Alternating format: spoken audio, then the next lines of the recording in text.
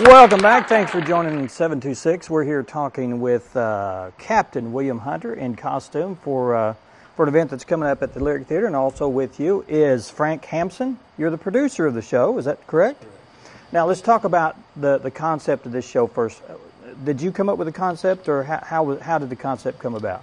Long story, the short version is I went over to Prairie Grove to his performance over there. Mm-hmm. It is unbelievable. I'll hold that mic up just a little bit. What he's going to do. Okay. He's extremely talented. He's very energetic.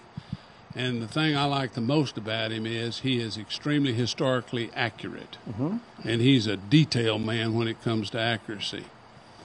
It's something that I don't think Harrison has ever seen anything like this before. Now, did you see this gentleman perform somewhere? I saw him perform there at the battlefield. All right, let's. And you're a union officer. He's going to do it here.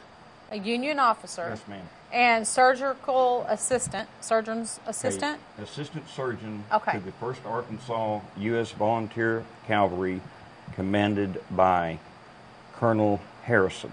And why don't you, and Colonel Harrison is who Harrison is named after, yes, ma'am, our town itself. After the Civil War. Right. Okay. This was, I think, Crooked Creek settlement during the Civil War. And he was known for building communities, or he was a surveyor. A surveyor, right? Yeah. Yeah, and they asked him, as the story I get, they asked him to come survey some lots and lay out the town, and if he would do this, then they would name the town after him, and that's how it came about. But this presentation will be in front of Crooked Creek Settlement. And you come in and you set up a field hospital, is that correct? Yes, ma'am. What had happened was there was a battle at Yoakum Creek outside of Green Forest. Okay. And what we will be portraying is myself coming in as Captain Hunter, setting up a forward field hospital to care for the wounded that has taken place. Arkansas had about 771 different skirmishes and battles in the state. So when a battle would occur and the wounded would be left on the field, then the surgeons would have to come in and take over whatever buildings or areas that they could to expedite the treatment of the wounded as quickly as possible. Okay. Is this more or less a martial law type situation? Sir. He's going to declare martial law on this community. Mm-hmm. Oh, okay. And so it's impressive. It's you'll be in full impressive. costume and full character. Yes, sir. And people will be coming into the Lyric, and they will actually step back in time. Is that what we want to do? Is give you a time travel situation where I'm going to take you back to 1863. Mm-hmm. I will be speaking as they did then. All of the uniform that I will have on will be totally authentic. The operating theater I will be setting up will be 2 rain barrels and a barn door. Well, and you have instruments here. Yes, we do. These are real instruments, too. Right. They're antique. These are going to be on display at the Lyric, I understand, as well. Yeah, so. He'll display them, but he's also going to explain what they're used for and how they used them. And unfortunately, back then, amputation was probably quite prevalent. Tilt it up so the camera can see. One of the things that we'll be doing is describing the type of surgeries that they were able to do then. Not only did they do amputations, they did bone resection. Wow. We were able to do trephining of the skull.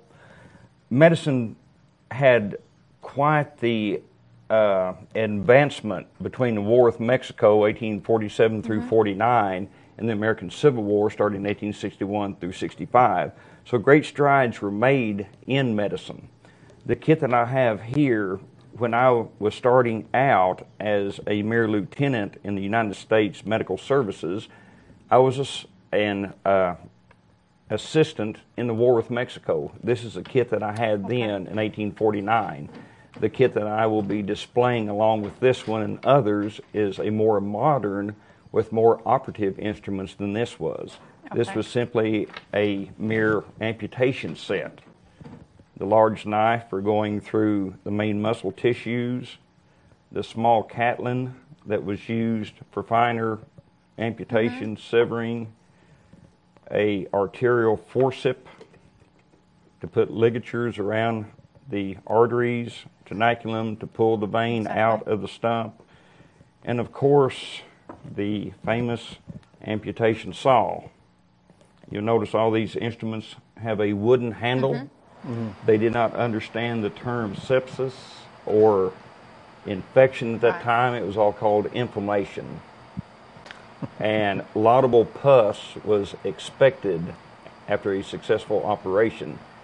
They could not understand how a limb could be removed or surgery accomplished without that happening. Wow. So all of that was from infection. All that, yes, sir. Was from, see, an unsterile my environment. hands I'm wouldn't have thinking been washed. anesthesia.